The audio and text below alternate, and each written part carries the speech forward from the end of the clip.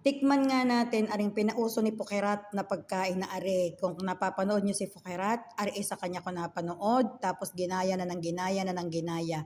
Kaya ako'y gumaya na rin. Ayan ay kanin na may halo-halong kung ano-ano. Para sa akin, hindi siya sobrang sarap. Kaya tingnan natin, ayan o, ang ating ginamit. Ako'y may kanin. Pasensya na kayo sa aking camera, hindi masyadong malinaw. Kanin, pero mas maganda yan kung Japanese rice. Pero sa normal na kanin natin pwede na. Gumamit din ako ng cheese whiz. Bumili pa ako. Ayan, dahil hindi naman talaga ako nagbibili ng mga ganyan. Mabango naman siya. Namimiss ko talaga yung aking kabataan at yan ang ginagamit. Meron din akong mayonnaise. Ayan. Ayan ang iniwanan ko lahat sa aking hipag dahil mahilig siyang sa mga ganyang pagkain. So, cheese whiz, kanin, mayonnaise. Ilagay natin iyang mayonnaise sa ating kanin.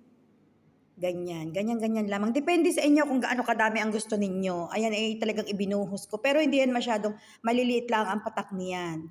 Tapos, ang cheese whiz natin ay nabuo dahil malamig. Maganda iyan kung iyan ay medyo liquid-liquid ng kaunti para madaling i-mix sa ating kanin. Ayan, i-mix-mix muna natin ang ating cheese. Dahil nga medyo nabuo. Gumamit pa nga ako ng plastic spoon dahil para hindi ko dumikit masyado.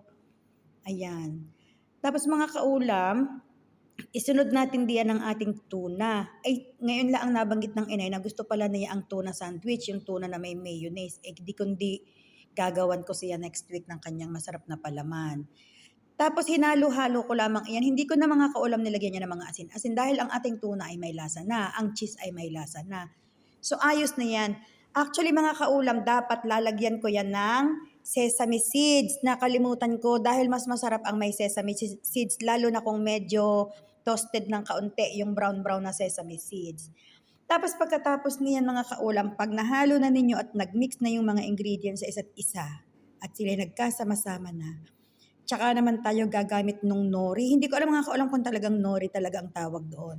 Di yan nagdagdag pa ako ng kaunting cheese dahil nga nakulangan ako. Masyadong hindi. Gusto ko medyo madilaw ng kaunti ang kanin. So iyan, gumamit pa ako dyan ng kaunting cheese.